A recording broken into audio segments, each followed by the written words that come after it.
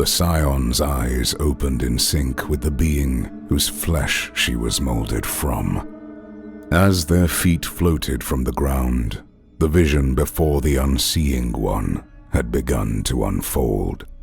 A conversation was happening. Normally, she relished its exquisite feeling. The profanity of the rite, the desecration of something pure, the diminishing of something precious. To peck at the last remnants of her scale father's twisted spirit and make his grim dreams come true. The weird rite, however, was a singular sensation unto itself, one she needed to balance with a song of screams and conduct each cry of agony into its symphony.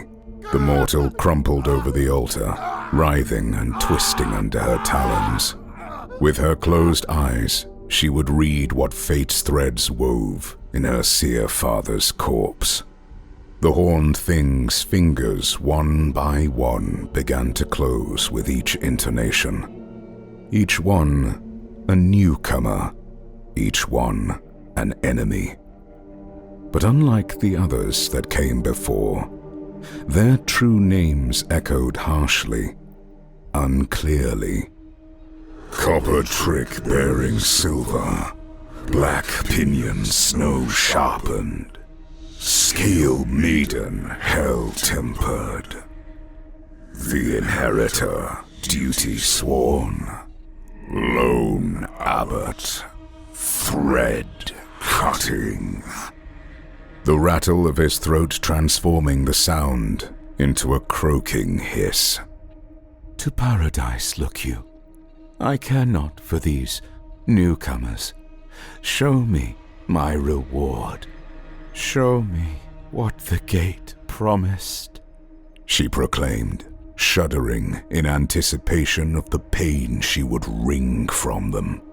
It had been so long since she was truly challenged, so long since she had felt sensation that didn't require such awful physicality. Mortals were such boring, pitiful things, fit only to scream, fit only as tools.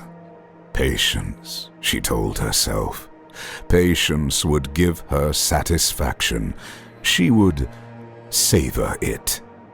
She had hoped for her wretched scale cousins to come, in truth. But her orders were to act in subtlety. Her cult would keep them at bay. She needed not concern herself.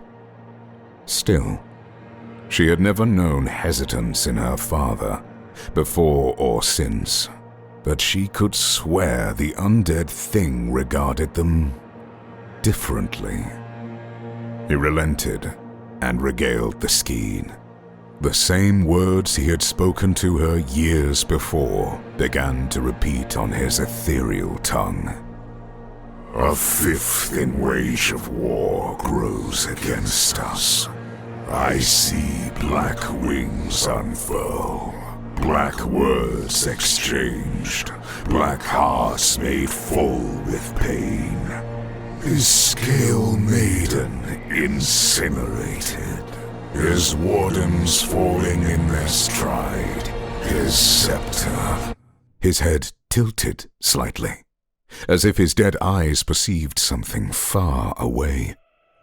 The abbot, said Excorigath amusedly. He sees. Marai grew impatient. Who was this meddler? She turned her attention to it, shifting her gaze through the reach of her domain. The abbot, a mortal, impudent and unaware. Yet he saw them. How was that possible? It seems we have more visitors. She grinned, delighted by the opportunity to flex her barely contained power. Deal with him, she commanded.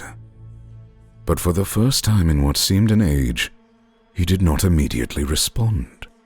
A conversation was happening without her. For a brief moment she could detect the flicker of his teeth, a response that had been so wholly forgotten with time that she could not tell what it meant. He offers challenge. I remain unconvinced, she hissed. This time the Old One regarded her, and in doing so they glimpsed the unseen weird rite together. Ever gate, ever fate, hell's heaven born of hate, shall open thrice the wound of blackened heart, and close by rest of kings and rings depart. The skein showed her paradise. She would bring about the merging of the worlds. The pitiful soldiers of gods and men would come and be defeated. Bahamut's scale wardens would die. His scale maiden would be wreathed in the five-headed fire. The winter chosen would find only darkness. This tomb of kings would see the inheritor knelt, and the abbot would be among the dead. The gate would open and remain open. Pain and eternity would mean the same. This was the only future Marai could see, for she always reached for it, her paradise. But Excorigath saw differently. Victim of her own dulled senses, she believed herself above mortality, but deathless she was not. She would not interpret the vision broadly. Her eyes only glimpsed what she wanted. Lost in her perpetual addiction, her need to feel, to inflict, to enact her paradise. She would not change. She could not change. She would not foresee the spear that would pierce her heart, that her claws would find the scale maiden tempered by the flame that baptized her. She would not see the copper trick awakened, the winter chosen sharpened, the inheritor of Sigvald axe ready, the abbot. It was true, the soldiers of gods and men would be defeated, but then they would rally. He saw the scale warden ended with a word, and then risen again. He saw the scale maiden wreathed in the fire of the five-headed goddess, and against all odds, survive it. He saw the winter chosen, not lost in darkness, but master of it. He saw the inheritor of Sigvald take knee, not in defeat, but in reaffirming pledge. Marai, his flesh, his daughter. Her meddling, her ritual, her desecration of realm space had left an altogether unrecognized factor.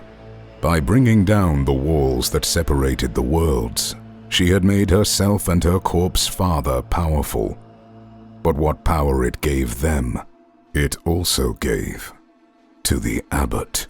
The abbot whose mortality walked in lockstep with hers, and with that power would rip her skein apart. He poses no danger, scoffed Marai. Alone, thought Excorigath considerately. And he was not, for he saw the amethyst eye that lingers in the desert winds, the ruby eye of the Nullivant, the blind eye of the phantom saint. Many dead and half-dead lights shone behind those opaque windows, bringing paradise of their own, and his steps narrowed towards it.